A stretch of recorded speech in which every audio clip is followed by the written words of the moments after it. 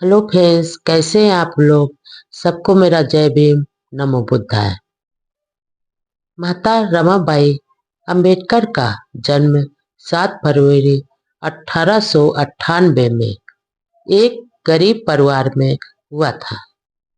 रमाबाई अपने माता पिता भिक्खु धुत्रे बगलंकर और माता रुक्मिणी के साथ दाभोल के पास वनाड गांव में नदी के किनारे महारपुरा बस्ती में रहती थी। उनकी 3 बहनें और एक भाई शंकर राव थे। भिक्खू दाभोल बंदरगाह के बाजार में मछलियों से भरी टोकरियां पहुंचाते थे।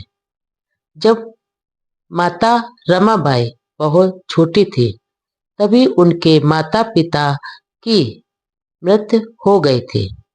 माता रमाबाई अपने माता पिता की मृत्यु से बहुत दुखी हुई थी। इसके बाद माता रमाबाई का पालन पोषण उनके काका बलंकर और मामा गोविंदपुर कर अपने साथ मुंबई ले आए और बायकुला मार्केट की एक चाल में रहने लगे। भीमराव व रमाबाई का अनूठा मंगल विवाह।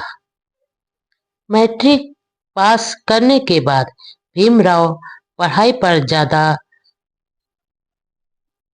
ध्यान देने लगा। लोअर परेल की मजदूर बस्ती में रहते हुए उसे मजदूरों की पीड़ाओं को भी करीब से देखने का अवसर मिला।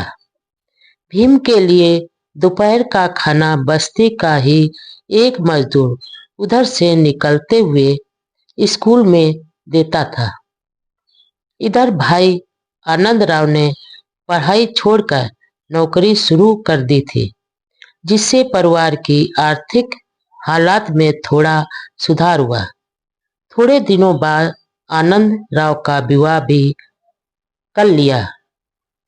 उन दिनों बाल विवाह एक सामान्य बात थी। अब रामजी सूबेदार जी ने भीमराव के लिए भी योग्य लड़की ढूंढना शुरू कर दिया। लड़की पसंद आ गई और बात भी तय हो गई। लेकिन इसी बीच सूबेदार जी की एक और जगह बात चल रही थी। दूसरी जगह पर बात पक्की कर भीम की सगाई कर दी और पहली लड़की के पिता को साफ मना कर दिया। लड़की के पिता ने जात बिरादरी की पंचायत में यह मुद्दा उठाया। सूबेदार जी ने अपना अपराध स्वीकार किया। पंचायत ने 5 रुपया जुर्माना किया तो सूबेदार जी को चुकाना पड़ा। आखिर दाभोल के पास वड़ंद गांव निवासी दिवंगत भिक्खु धुत्रेवड़कर की पुत्री रमाबाई से सगाई हुई। उस समय रमाबाई 9 साल व भीमराव 16 साल का था। रमाबाई सुंदर, सुशील व शांत स्वभाव की लड़की थी। पिता दाभोल बंदरगाह में कुली का काम करते थे। बचपन में ही रमाबाई के माता पिता का देहांत हो गया था और छोटे भाई बहनों का पालन पोषण उनके चाचा व मामा ने किया था। रमाबाई अपने भाई बहनों के साथ बंबई में अपने मामा तथा चाचा के यहाँ रहती थी। आखिर 1906 में भीमराव व रमाबाई का मंगल विवाह हो गया। विवाह की जगह बंबई का भाई खले मछली बाजार था, जहां सुबह सुबह मछुआरे महिलाएं मछलियां बेचने आ जाते थे। वहीं पर दूल्हा दुल्हन पक्ष के लोग इकट्ठा हो गए। मार्केट में रखे गए आड़े पत्थरों को बेंच के रूम में काम लिया गया और छोटे चबूतरे का उपयोग स्टेज स्टेज के रूम में किया गया। बाजार में ही उस जगह पर गंदे पानी की नालियां बह रही थी। इस तरह बाजार के उस जगह को विवाह स्थल के रूप में उपयोग किया गया। विवाह की रस्में सुबह मछुआरे महिलाओं के आने से पहले पूरी कर ली गई। इस प्रकार उस अनूठे मगर सौंदर्यपूर्ण माहौल में भीम और रामी का विवाह बंधन संपन्न हुआ। शादी के बाद रामीबाई का नाम रमाबाई रख दिया। बाद में बाबा साहब रमाबाई को प्यार से रामू तथा रमाबाई बाबा साहब को सम्मान में साहब कहकर पुकारते थे। आजकल रमाबाई को रमाई के नाम से याद करते हैं। पत्नी रमाबाई का महान त्याग व समर्पण। डॉक्टर अंबेडकर जी को प्रोफेसर के पद पर तनख्वाह तो अच्छी मिलती थी, लेकिन फिर भी वे मजदूर विभाग में इन्फ्लूमेंट ट्रस्ट चाल के 2 कमरों में ही रहते थे। वे बहुत संभल कर पैसा खर्च करते थे। वे सादगी और मितव्ययता से रहते थे।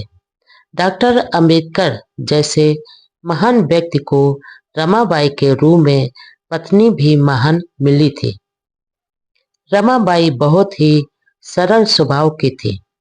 साध्वी व त्यागी रमाबाई ने दिन रात अध्ययन में रत अपने समाज की दशा सुधारने में मन लगाने वाले अपने पति की गृहस्थी की गाड़ी बेहद अभावों व असहनीय कष्टों में भी खींचा था।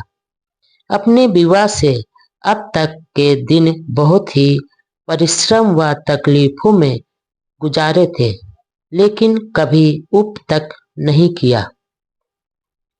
पग पग पर घर में आई मुश्किलों में भी बड़े परिवार को संभाले रखा, परिवार की एकता को बनाए रखा।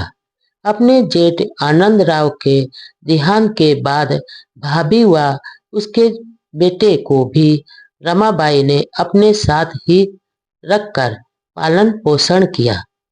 इतने आर्थिक संकट के बावजूद उन्होंने कभी कोई विवाद खड़ा नहीं किया, कोई शिकायत नहीं की और कोई मांग नहीं की।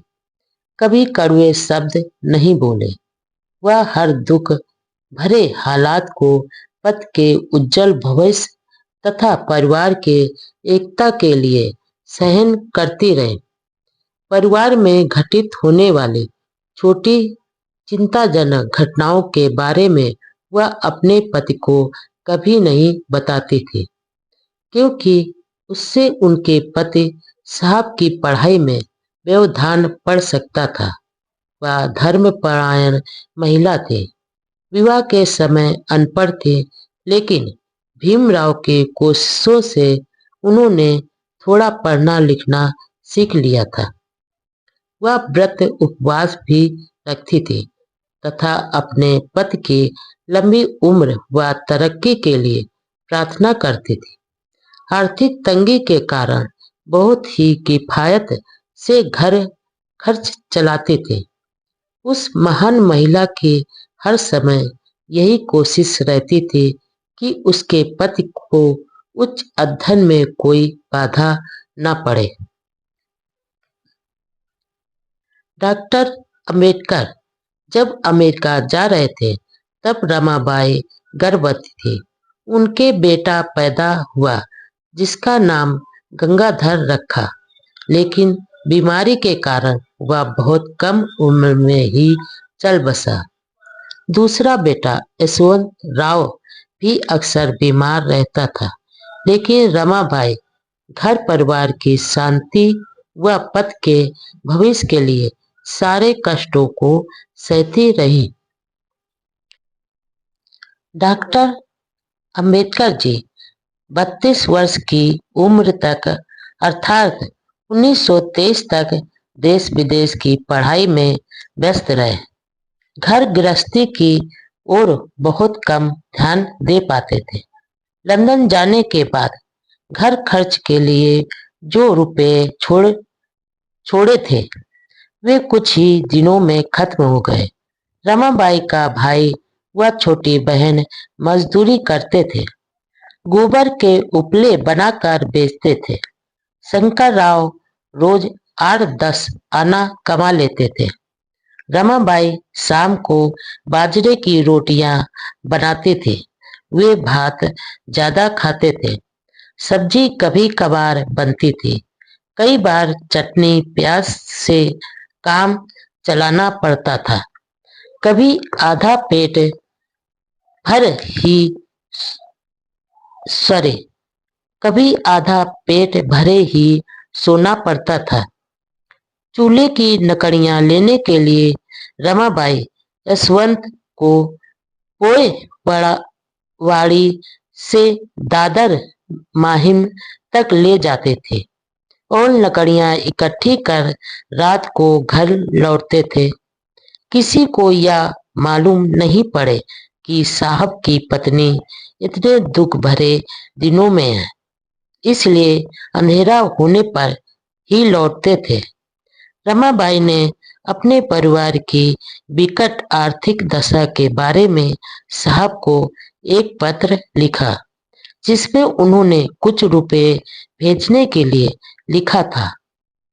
जवाब में बाबा साहब ने रमाबाई को जो पत्र लिखा था वह इस प्रकार है।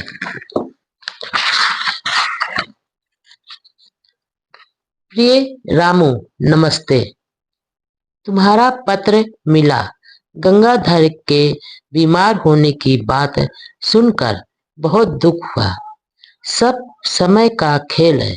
अब चिंता करने से कोई फायदा नहीं है। तुम्हारी पढ़ाई चल रही है, यह खुशी की बात है। कुछ पैसों की व्यवस्था कर रहा हूँ। मैं यहाँ पैसों की तंगी के कारण बहुत ही बुरी हालत में हूँ। खाने के लिए तरसता रहता हूँ। अभी तुम्हें भेजने के लिए मेरे पास कुछ भी नहीं है, फिर भी मैं तुम लोगों के लिए व्यवस्था कर रहा हूँ।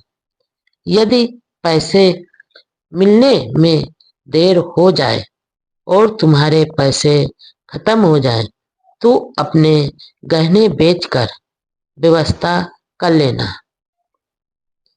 मैं वहां आने के बाद तुम्हारे गहने बनवा दूंगा। यशवंत और मुकुंद की पढ़ाई कैसी चल रही है, इस बारे में तुमने कुछ लिखा नहीं। मेरी तबीयत ठीक है, मेरी चिंता मत करना। अभी मेरी पढ़ाई पूरी नहीं हुई है। जून के महीने में लौट आना संभव नहीं लग रहा है। बाकी बाद में लिखूंगा। सखू और मंजुला के बारे में कोई समाचार नहीं मिल रहा है। तुम्हें पैसे मिलने पर मंजुला और लक्ष्मी की माँ के लिए एक एक लुंगड़ा यानी धोती ले लेना। शंकर राव का क्या हाल है? गजरा कैसी है? सभी को कुशल क्षेम, भीमराव। अब वे दादर में बनाए अपने नए आवासीय भवन राजगृह में परिवार के साथ रहते थे। हर समय अपने पति की चिंता करने वाले रमाबाई अक्सर बीमार रहती थी। इलाज के साथ वातावरण बदलाव के लिए उन्हें धारवाड़ भी ले गए, लेकिन कोई खास फर्क नहीं पड़ा। बाबा साहब उन दिनों बंबई से बाहर गए थे। माता रमाबाई के छोटे भाई शंकर राव बहन की सेवा कर रहे थे। रमाबाई की हालत बिगड़ने लगी तो बाबा साहब तुरंत बंबई आए। घर में बहुत ही चिंता का माहौल था। रमाबाई को अपने पति के पास दे सॉरी अपने पति को पास देखकर हल्की राहत हुई और पास ही बैठे बाबा साहब को कहा, देखो, मेरे 7 करोड़ अछूत बच्चों का ख्याल रखना। आपने उनकी सेवा का व्रत लिया है और इस मार्ग से कभी विचलित मत होना। उन्हें उनका सम्मान व स्वाभिमान दिलाना। आखिर 27 मई 1935 को राजगृह में अब तक का दुखों में साथ देने वाली रमाबाई बाबा साहब से बिछुड़ गए। पति के सुख के लिए सब कुछ न्यौछावर करने वाले त्याग की वह मूरत सभी को रोता बिलखता छोड़कर दुनिया छोड़ कर चली गई। बाबा साहब जी के जीवन में दुखों ने कभी पीछा नहीं छोड़ा। परिवार में एक के बाद दूसरा दुख आता रहा। पिता की मृत्यु के बाद बड़े भाई बालाराम का असमय देहांत हो गया। 3 मासूम बेटे व एक बेटी भी खो चुके थे। वे अब दादर में बनाए अपने नए आवासीय भवन राजगृह में परिवार के साथ रहते थे। हर समय अपने पति की चिंता करने वाली रमाबाई अक्सर बीमार रहती थी। इलाज के साथ वातावरण बदलाव के लिए उन्हें धारवाड़ भी ले गए, लेकिन कोई खास फर्क नहीं पड़ा। बाबा साहब उन दिनों बंबई से बाहर थे। माता रमाबाई के छोटे भाई शंकर राव बहन की सेवा कर रहे थे। रमाबाई की हालत बिगड़ने लगी तो बाबा साहब तुरंत बंबई आ गए। घर में बहुत ही चिंता का माहौल था। रमाबाई को अपने पति को पास देखकर हल्की राहत हुई और पास ही बैठे बाबा साहब जी को कहा, देखो, मेरे 7 करोड़ अछूत बच्चों का ख्याल रखना। आपने उनकी सेवा का व्रत लिया है और इस मार्ग से कभी विचलित मत होना। उन्हें उनका सम्मान व स्वाभिमान दिलाना है। आखिर 27 मई 1935 को राजगृह में अब तक का दुखों में साथ देने वाली रमाबाई बाबा साहब से बिछुड़ गए। पति के सुख के लिए सब कुछ न्यौछावर करने वाली त्याग की वह मूरत सभी को रोता बिलखता छोड़कर दुनिया से विदा हो गई। डॉक्टर बाबा साहब अम्बेडकर की सफलता में माता रमाबाई के त्याग का महत्वपूर्ण योगदान माना जाता है। वह शांत स्वभाव की पतिव्रता व धर्मपरायण महिला थी। आगंतुकों का आदर सत्कार करना, सम्मान करना उनका धर्म था। 10-12 विद्यार्थी उनके यहाँ भोजन किया करते थे। पूना में जब गांधी जी का उपवास चल रहा था, तब बाबा साहब डॉक्टर अम्बेडकर का साथ रमाबाई को भी गुंडों का उपद्रव व आतंक सहन करना पड़ा था। बहुत हिम्मत व धैर्य से उन्होंने घर गृहस्थी चलाई थी। वह बाबा साहब जी के स्वास्थ्य व सुरक्षा से बहुत चिंतित रहती थी। मानसिक परेशानियों ने उन्हें घेर लिया और बीमार हो गई थी। अपने 3 पुत्र एवं एक पुत्री गंगाधर, रमेश, राजरतन व इंदु कि अकाल मौत के बाद भी माता रमाबाई ने धैर्य व हिम्मत रखकर डॉक्टर बाबा साहब अम्बेडकर को सांत्वना देती रहती थी। अब माता रमाबाई के निधन से बाबा साहब अम्बेडकर पर दुखों का पहाड़ टूट पड़ा। माता रमाबाई के निधन के बाद बाबा साहब शुद्ध बुद्ध खो बैठे। सारे घर में मानो अंधेरा सा हो गया। प्रतिव्रत व त्याग की वह ज्योति बुझ चुकी थी। बाबा साहब बच्चों की तरह रोने लगे। उन्हें इस बात का भारी अफसोस हुआ कि वह अपनी जीवन संगिनी रामू को अब तक कष्टों के सिवा कुछ नहीं दे पाए और अब वह इस काबिल हो गए थे कि उन्हें सारे संसारिक सुख दे सकते थे। तब उन्हें बीच मझधार में छोड़कर माता रमाबाई चली गईं। बाबा साहब का माता रमाबाई से गहरा प्रेम था।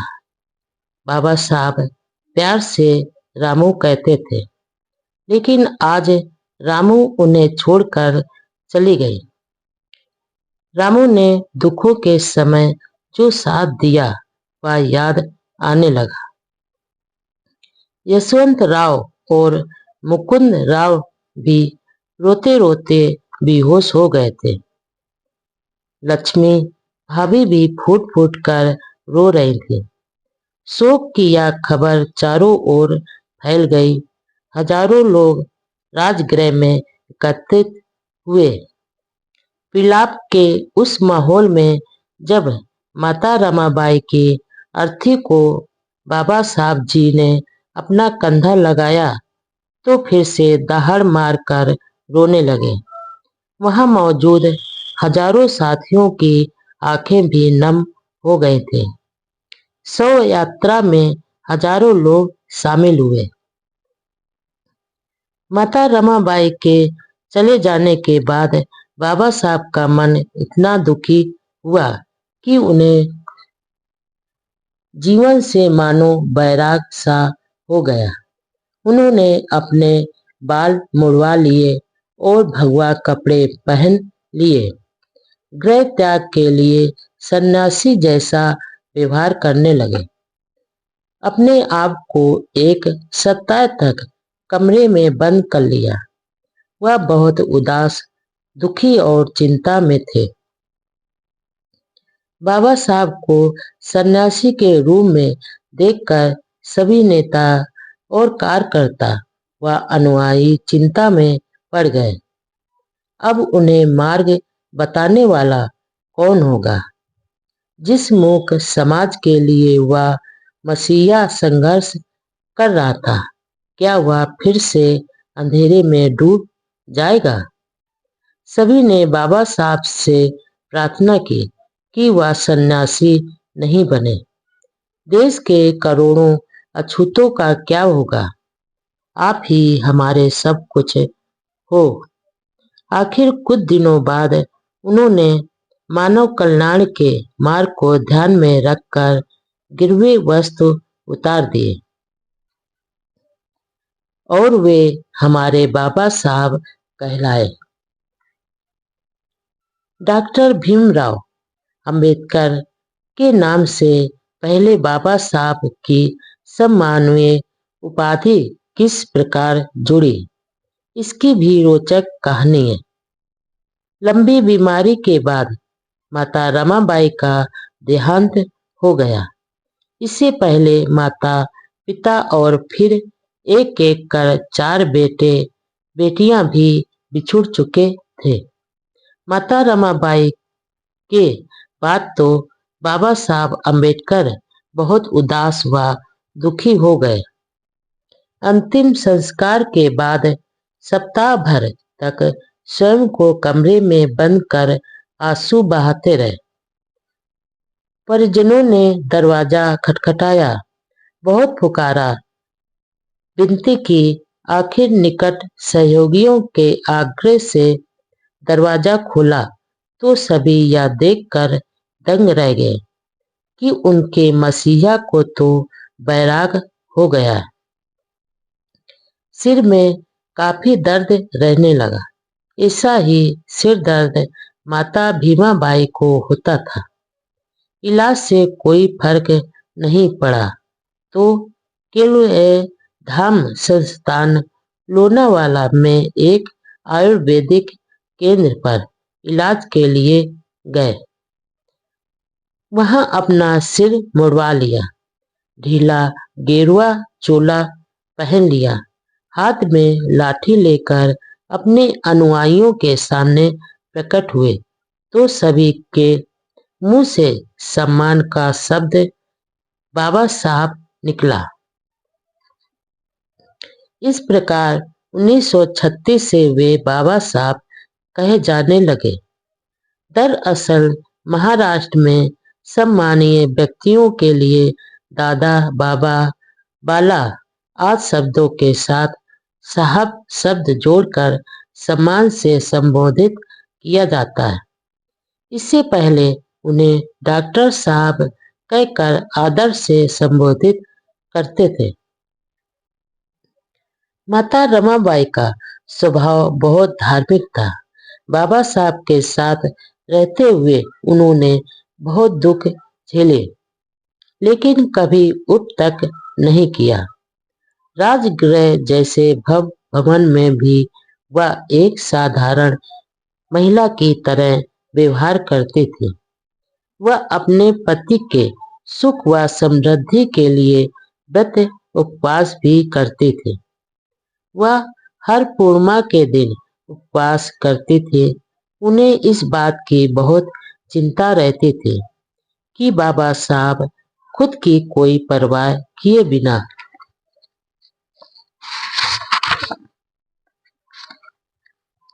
रात दिन सामाजिक कार्यों में व्यस्त रहते हैं। कभी कभी उन लोगों पर गुस्सा आता था जो बाबा साहब को देर सवेर सभाओं में ले जाते थे। कभी इस बात पर रमाबाई नाराज भी हुई तो बाबा साहब ने शांति से समझाया। महाराष्ट्र में पंढरपुर का एक बड़ा हिंदू तीर्थ माना जाता है, लेकिन वहां अछूतों का प्रवेश वर्जित था, इसलिए दूर से ही प्रार्थना करनी पड़ती थी। एक बार माता रमाबाई ने पंढरपुर की यात्रा करने की इच्छा जताई। बाबा साहब को मालूम था कि वहां अपमान होगा, इसलिए माता रमाबाई को समझाया, जो पंढरपुर का देवता अपने भक्तों से भेदभाव कर अलग रहता है, उस देवता के दर्शन से क्या लाभ। हम दोनों निस्वार्थ भाव से दीन दुखी भाइयों की सेवा कर अनगिनत पंढरपुर बनाएंगे। माता रमाबाई के वियोग से बाबा साहब अकेले हो गए, लेकिन इस अकेलेपन को उन्होंने सृजनात्मक ढंग से उपयोग किया। उनका अध्ययन व ग्रंथ लेखन का काम बहुत बढ़ गया। वह दिन रात पढ़ने लिखने, चिंतन व सामाजिक गतिविधियों में व्यस्त रहने लगे। माता रमाबाई के शोक में पूरा परिवार व शुभचिंतक थे। इसी दौरान बाबा साहब को बंबई सरकार ने 1 जून 1935 से सरकारी लॉ कॉलेज का प्रिंसिपल नियुक्त कर दिया। इस कॉलेज में शिक्षा सुधार के लिए उन्होंने एक योजना सरकार को सौंपी। यहाँ कामकाज की जिम्मेदारी काफी थी, लेकिन बाबा साहब की आर्थिक स्थिति ठीक नहीं थी, इसलिए इस नौकरी को छोड़ना नहीं चाहते थे। राजगृह के निर्माण में वह काफी कर्जदार हो गए थे। जुलाई में अखबारों ने खबर छापी कि डॉक्टर बाबा साहब अम्बेडकर राजनीति छोड़ देंगे। बॉम्बे क्रॉनिकल ने लिखा कि डॉक्टर बाबा साहब अम्बेडकर हाई कोर्ट में जज बनेंगे या नए सुधारों के अधीन मंत्री बनेंगे। लॉर्ड ब्रेबोन ने बाबा साहब को जिला न्यायाधीश की नौकरी पेश की और साथ ही कहा कि वे उन्हें जल्दी ही हाई कोर्ट का जज बना दिया जाएगा। डॉक्टर बाबा साहब अम्बेडकर जैसे व्यक्ति के लिए जज का पद भी छोटा था। इस संबंध में बाबा साहब ने कहा, जज तो क्या, मुझे वायसराय भी बनाने का ऑफर दिया जाता तो मैं इनकार कर देता, क्योंकि मेरे सामने करोड़ों अछूतों के भविष्य का सवाल था, मेरा अपना नहीं। माता रमाबाई अम्बेडकर का जन्म 7 फरवरी 1898 में एक गरीब परिवार में हुआ था। रमाबाई अपने माता पिता भिक्खू धुत्रे बगलंकर और माता रुक्मणी के साथ दाभोल के पास वनाड गांव में नदी के किनारे महारपुरा बस्ती में रहती थी। उनकी 3 बहनें और एक भाई शंकर राव थे। भिक्खू दाभोल बंदरगाह के बाजार में मछलियों से भरी टोकरियां पहुंचाते थे। जब माता रमाबाई बहुत छोटी थी तभी उनके माता पिता की मृत्यु हो गई थी। माता रमाबाई अपने माता पिता की मृत्यु से बहुत दुखी हुई थी। इसके बाद माता रमाबाई का पालन पोषण उनके काका बलंकर और मामा गोविंदपुर कर अपने साथ मुंबई ले आए और बायकुला मार्केट की एक चाल में रहने लगे। भीमराव व रमाबाई का अनूठा मंगल विवाह। मैट्रिक पास करने के बाद भीमराव पढ़ाई पर ज्यादा ध्यान देने लगा। लोअर परेल की मजदूर बस्ती में रहते हुए उसे मजदूरों की पीड़ाओं को भी करीब से देखने का अवसर मिला। भीम के लिए दोपहर का खाना बस्ती का ही एक मजदूर उधर से निकलते हुए स्कूल में देता था। इधर भाई आनंदराव ने पढ़ाई छोड़कर नौकरी शुरू कर दी थी, जिससे परिवार की आर्थिक हालात में थोड़ा सुधार हुआ। थोड़े दिनों बाद आनंद राव का विवाह भी कर लिया। उन दिनों बाल विवाह एक सामान्य बात थी। अब रामजी सूबेदार जी ने भीमराव के लिए भी योग्य लड़की ढूंढना शुरू कर दिया। लड़की पसंद आ गई और बात भी तय हो गई, लेकिन इसी बीच सूबेदार जी की एक और जगह बात चल रही थी। दूसरी जगह पर बात पक्की कर भीम की सगाई कर दी और पहली लड़की के पिता को साफ मना कर दिया। लड़की के पिता ने जात बिरादरी की पंचायत में यह मुद्दा उठाया। सूबेदार जी ने अपना अपराध स्वीकार किया। पंचायत ने 5 रुपया जुर्माना किया तो सूबेदार जी को चुकाना पड़ा। आखिर दाभोल के पास वड़ंद गांव निवासी दिवंगत भिक्खू धुत्रेवड़कर की पुत्री रमाबाई से सगाई हुई। उस समय रमाबाई 9 साल व भीमराव 16 साल का था। रमाबाई सुंदर, सुशील व शांत स्वभाव की लड़की थी। पिता दाभोल बंदरगाह में कुली का काम करते थे।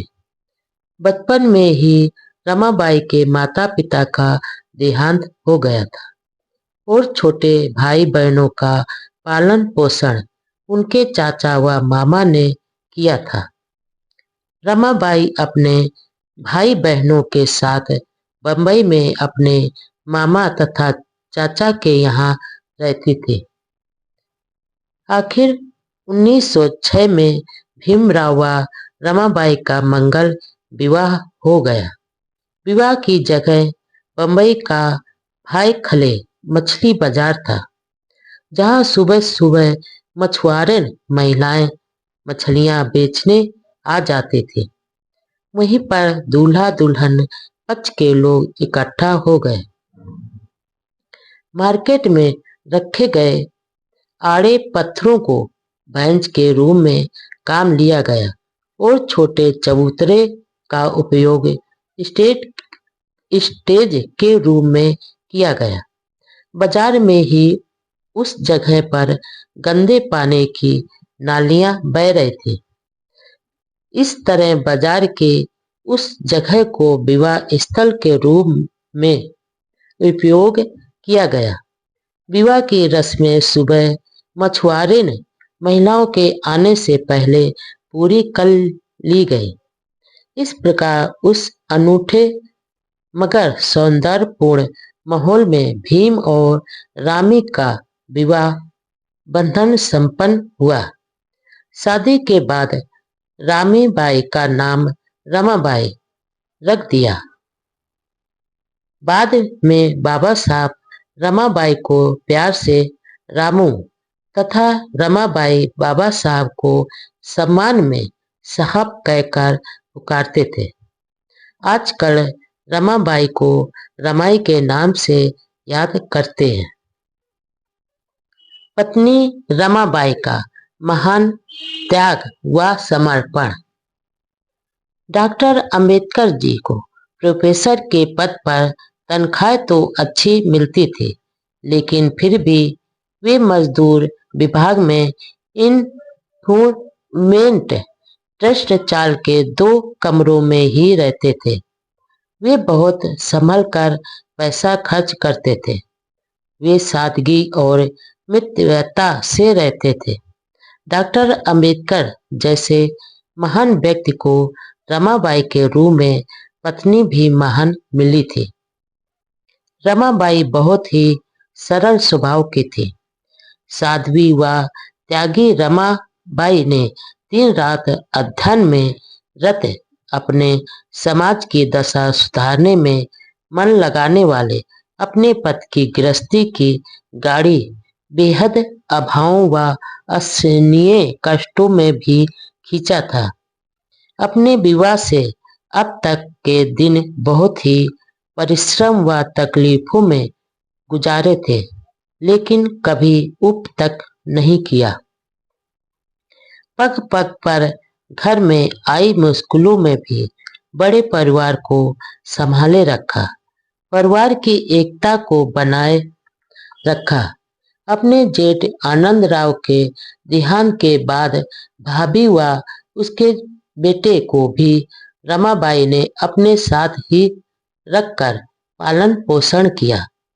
इतने आर्थिक संकट के बावजूद उन्होंने कभी कोई विवाद खड़ा नहीं किया, कोई शिकायत नहीं की और कोई मांग नहीं की।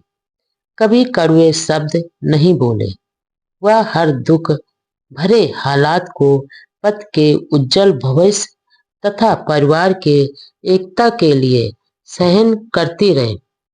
परिवार में घटित होने वाली छोटी चिंताजनक घटनाओं के बारे में वह अपने पति को कभी नहीं बताती थी, क्योंकि उससे उनके पति साहब की पढ़ाई में व्यवधान पड़ सकता था। वह धर्मपरायण महिला थी।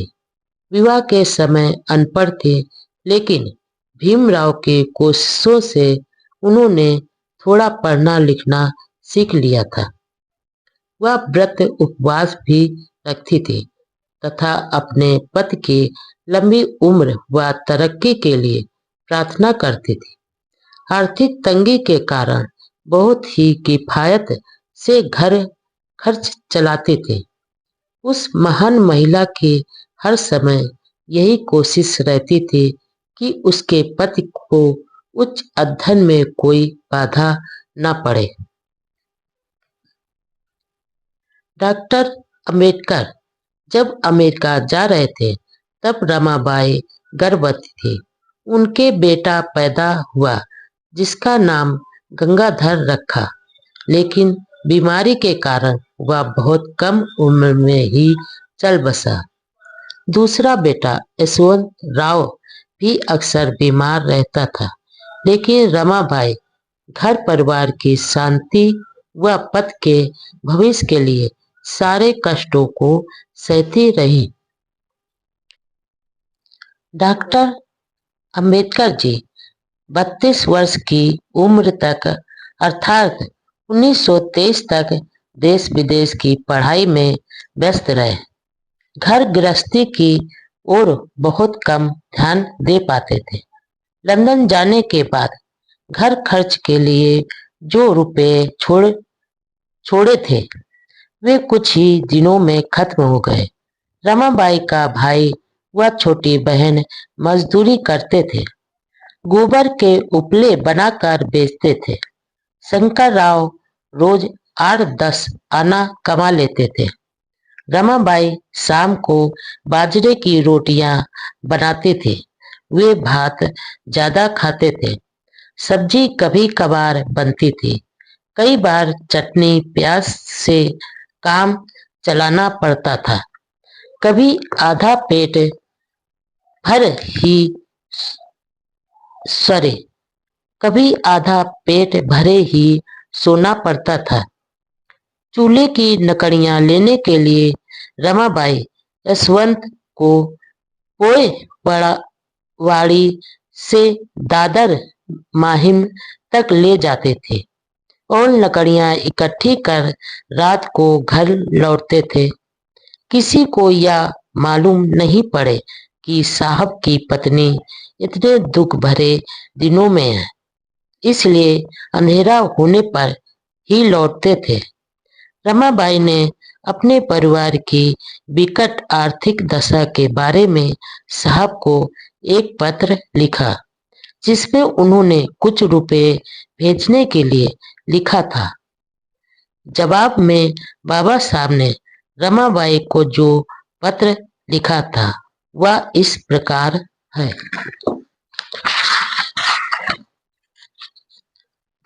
प्रिय रामू, नमस्ते। तुम्हारा पत्र मिला। गंगाधर के बीमार होने की बात सुनकर बहुत दुख हुआ। सब समय का खेल है, अब चिंता करने से कोई फायदा नहीं है। तुम्हारी पढ़ाई चल रही है, यह खुशी की बात है। कुछ पैसों की व्यवस्था कर रहा हूँ। मैं यहाँ पैसों की तंगी के कारण बहुत ही बुरी हालत में हूँ। खाने के लिए तरसता रहता हूँ। अभी तुम्हें भेजने के लिए मेरे पास कुछ भी नहीं है, फिर भी मैं तुम लोगों के लिए व्यवस्था कर रहा हूँ। यदि पैसे मिलने में देर हो जाए और तुम्हारे पैसे खत्म हो जाए तो अपने गहने बेचकर व्यवस्था कर लेना। मैं वहां आने के बाद तुम्हारे गहने बनवा दूंगा। यशवंत और मुकुंद की पढ़ाई कैसी चल रही है, इस बारे में तुमने कुछ लिखा नहीं। मेरी तबीयत ठीक है, मेरी चिंता मत करना। अभी मेरी पढ़ाई पूरी नहीं हुई है। जून के महीने में लौट आना संभव नहीं लग रहा है, बाकी बाद में लिखूंगा। सखू और मंजुला के बारे में कोई समाचार नहीं मिल रहा है। तुम्हें पैसे मिलने पर मंजुला और लक्ष्मी की माँ के लिए एक एक लुंगड़ा यानी धोती ले लेना। शंकर राव का क्या हाल है? गजरा कैसी है? सभी को कुशल क्षेम भीमराव। अब वे दादर में बनाए अपने नए आवासीय भवन राजगृह में परिवार के साथ रहते थे। हर समय अपने पति की चिंता करने वाली रमाबाई अक्सर बीमार रहती थी। इलाज के साथ वातावरण बदलाव के लिए उन्हें धारवाड़ भी ले गए, लेकिन कोई खास फर्क नहीं पड़ा। बाबा साहब उन दिनों बंबई से बाहर गए थे। माता रमाबाई के छोटे भाई शंकर राव बहन की सेवा कर रहे थे। रमाबाई की हालत बिगड़ने लगी तो बाबा साहब तुरंत बंबई आए। घर में बहुत ही चिंता का माहौल था। रमाबाई को अपने पति के पास दे सॉरी अपने पति को पास देखकर हल्की राहत हुई और पास ही बैठे बाबा साहब को कहा, देखो, मेरे 7 करोड़ अछूत बच्चों का ख्याल रखना। आपने उनकी सेवा का व्रत लिया है और इस मार्ग से कभी विचलित मत होना। उन्हें उनका सम्मान व स्वाभिमान दिलाना। आखिर 27 मई 1935 को राजगृह में अब तक का दुखों में साथ देने वाली रमाबाई बाबा साहब से बिछुड़ गए। पति के सुख के लिए सब कुछ न्यौछावर करने वाले त्याग की वह मूरत सभी को रोता बिलखता छोड़कर दुनिया छोड़ कर चली गई है। डॉक्टर अंबेडकर धर्म परिवर्तन की घोषणा के बाद इसको अमल में लाने के लिए चिंतन मनन व कार्यक्रमों में व्यस्त थे, लेकिन आम आदमी की समस्याओं पर भी वह पूरा ध्यान दे रहे थे। महाराष्ट्र के जिला कुलाबा के चारी गांव में आयोजित एक किसान सम्मेलन में उन्होंने कहा कि गरीब किसानों के शोषण के कारण ही जमींदार ईश्वरपूर्ण जीवन जी रहे हैं। इसलिए मेहनतकश किसानों को अपनी आर्थिक गुलामी के खिलाफ संघर्ष करना चाहिए। सभा के अंत में एक रोचक घटना घटी। डॉक्टर अंबेडकर के मित्र व सहयोगी पंडाल में यूं ही चर्चा कर रहे थे। इतने में वहां गीली जमीन से एक बड़ा काला बिच्छू निकल आया। भगदड़ सी मच गई। सभी डंडा पत्थर ढूंढने लगे। इतने में बाबा साहब आगे आए और अपने नंगे पांवों से ही बिच्छू को कुचल डाला। धर्म परिवर्तन के संबंध में बाबा साहब के विचार बहुत स्पष्ट व व्यवहारिकता के धरातल पर थे। उन्होंने दलितों को चेतावनी देते हुए कहा, सिर्फ धर्म बदलने से तुम्हें नारकीय व दयनीय दशा से छुटकारा नहीं मिलेगा और न ही इससे कोई समानता मिल जाएगी। आप किसी भी धर्म में जाओ, लेकिन अपने उद्धार के लिए उठ खड़ा होना होगा। स्वतंत्रता व समानता के लिए संघर्ष करना होगा। चाहे आप मुस्लिम बने या सिख, ईसाई या बौद्ध बने, अपने कल्याण के लिए भारी मेहनत करनी होगी। यह सोचना मूर्खता होगी कि यदि हम इस्लाम स्वीकार कर लें तो हर व्यक्ति नमाज बन जाएगा और ईसाई धर्म में चले जाएं तो हर अछूत वहां पोप बन जाएगा। आप कहीं भी जाएं, संघर्ष करना जरूरी होगा। समानता व स्वतंत्रता की तमन्ना हिंदू धर्म में पूरी नहीं होगी, क्योंकि इसकी नींव ही वर्ण व्यवस्था, मनुस्मृति व गुलाम रखने की साजिश पर रखी हुई है।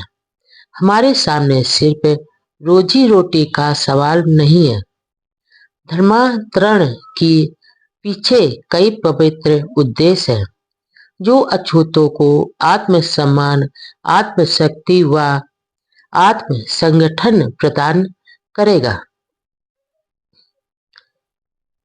यदि साक्षात काल्पनिक ईश्वर भी आ जाए तो भी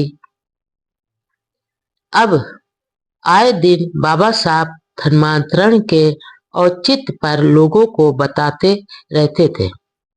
12-13 जनवरी 1936 को प्रोफेसर इयन शिवराज की अध्यक्षता में पूना में एक कॉन्फ्रेंस हुई, जिसमें इसी विषय पर चर्चा की जाने थी। अस्पृश युवक परिवार की ओर से आयोजित इस सभा में डॉक्टर अंबेडकर जी ने धर्मांतरण की प्रतिज्ञा को दोहराते हुए स्पष्ट कहा कि यदि साक्षात काल्पनिक ईश्वर या सारे हिंदू देवी देवता भी आकर कहें कि हिंदू धर्म मत छोड़ो, तो भी मैं नरक जैसे हिंदू धर्म में अब नहीं रहूंगा। यह बात सामने आई कि निजाम हैदराबाद ने 6 करोड़ रुपए की पेशकश की है और गांधी जी ने अछूतों के कल्याण हेतु फंड इकट्ठा करना शुरू कर दिया है। तो गांधी जी के इस हरिजन स्वराज फंड की आलोचना करते हुए बाबा साहब ने कहा, इस धन का उपयोग अछूतों को सवर्ण हिंदुओं का गुलाम बनाए रखने के लिए किया जाने वाला है। अब चाहे वे विरोध करें या मदद, हमने हिंदू धर्म को छोड़ने का फैसला कर चुके हैं। धर्मांतरण की घोषणा में महाराष्ट्र की महार जाति के अधिकतर लोग बाबा साहब के साथ थे, लेकिन अन्य अछूत जाति के नेता बाबा साहब का समर्थन नहीं कर रहे थे, जिनमें चमार प्रमुख थे। उन नेताओं का कहना था कि हमें हिंदू धर्म में ही रहकर सुधार के लिए संघर्ष करना चाहिए। उन्हें यह भी डर था कि हिंदू धर्म त्यागने के बाद सवर्ण हिंदुओं का गुस्सा बढ़ जाएगा और वे हमारे लोगों पर अधिक अत्याचार करेंगे। कई नेताओं ने तो डॉक्टर अंबेडकर को पलायनवादी तक कह दिया, लेकिन बाबा साहब इन जातीय दायरों से ऊपर उठकर सभी अछूतों के लिए संघर्ष कर रहे थे और आए दिन महारों के अलावा अन्य अछूत जातियों की सभाओं में जाकर उनकी प्रगति का मार्ग बताते थे। उन दिनों लॉ कॉलेज के प्रिंसिपल की हैसियत से भी बाबा साहब वहां पूरा ध्यान दे रहे थे तथा कॉलेज का नाम रोशन करने के पूरे प्रयास कर रहे थे। वहां के विद्यार्थियों व प्राध्यापकों के मन में डॉक्टर अंबेडकर जी के प्रति बहुत आदर व सम्मान था। कॉलेज की मासिक पत्रिका के 1 जनवरी 1935 के अंक में उच्च कोटि के विद्वान व कानून विशेषज्ञ डॉक्टर अंबेडकर जी के बारे में संपादक ने लिखा, डॉक्टर अंबेडकर एक माने वे भी वक्ता, वकील, अर्थशास्त्री तथा संविधान शास्त्र के विशेषज्ञ और मानवतावादी व्यक्ति हैं, जो भारत और भारत से बाहर बहुत प्रसिद्ध है। जात पात तोड़क मंडल। बाबा साहब तो जातियों को जलाना चाहते थे। जात पात तोड़क मंडल लाहौर यानी पंजाब ने 1936 में अपने वार्षिक सम्मेलन की अध्यक्षता के लिए बाबा साहब को आमंत्रण भेजा। यह सम्मेलन मई 1936 में होने वाला था। इस जात भेद विरोधी संस्था ने अपने एक प्रतिनिधि इंद्र सिंह को विशेष रूप से बंबई भेजा ताकि डॉक्टर अंबेडकर जी से व्यक्तिगत रूप से मिलकर इस सम्मेलन की अध्यक्षता स्वीकार करने की प्रार्थना करें। इसके बाद फरवरी 1936 में वहां के डॉक्टर गोकुल चंद नारंग ने बाबा साहब को एक पत्र लिखकर आग्रह किया कि सम्मेलन के दौरान वह विशेष मेहमान के रूप में उनके घर पर ठहरे। काफी विचार के बाद सम्मेलन की अध्यक्षता करना बाबा साहब ने स्वीकार कर लिया।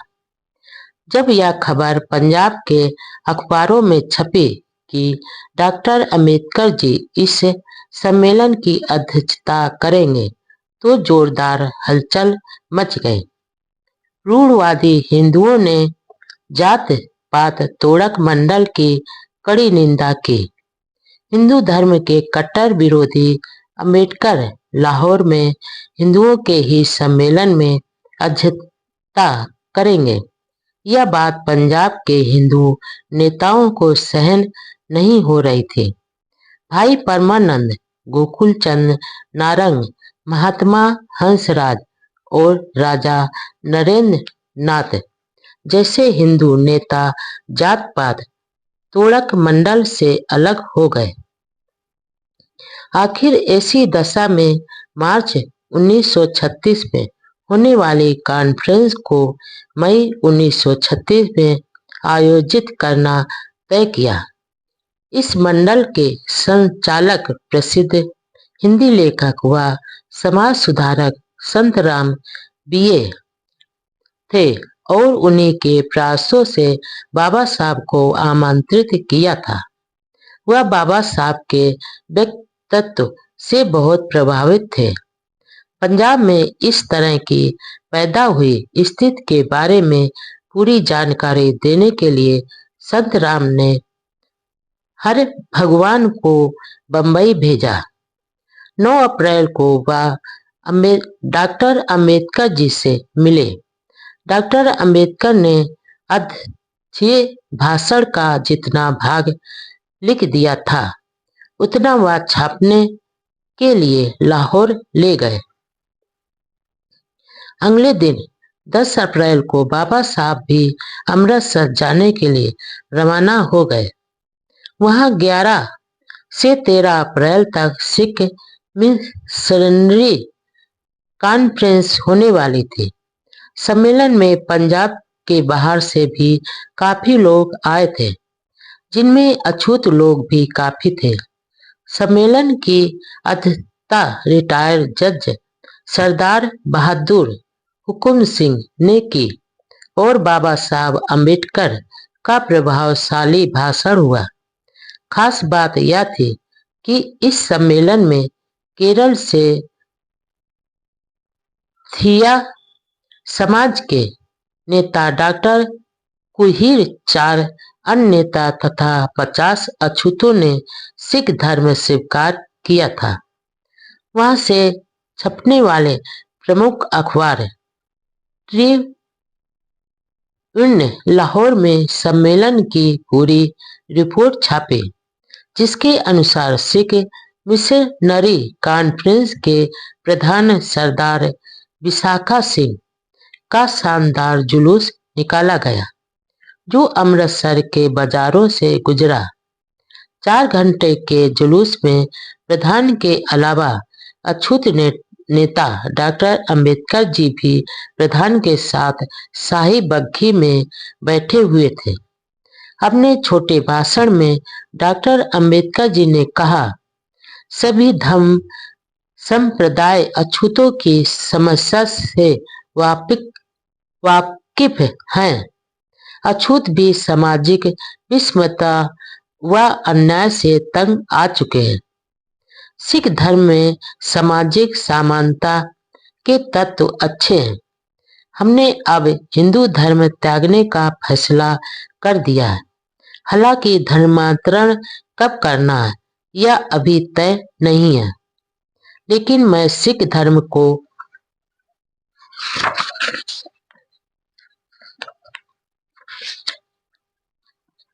चाहता हूँ। श्री गुरु सिंह सभा अमृतसर के प्रधान संत हुकुम सिंह की ओर से डॉक्टर अंबेडकर के सम्मान में एक शानदार भोज दिया गया, जिसमें प्रमुख नेता मास्टर तारा सिंह, संत संतोष सिंह प्रधान, संत उज्जवल सिंह, प्रोफेसर तेजा सिंह, संत ईश्वर सिंह पटेल और शेर ए पंजाब संत अमर सिंह आदि शामिल हुए थे।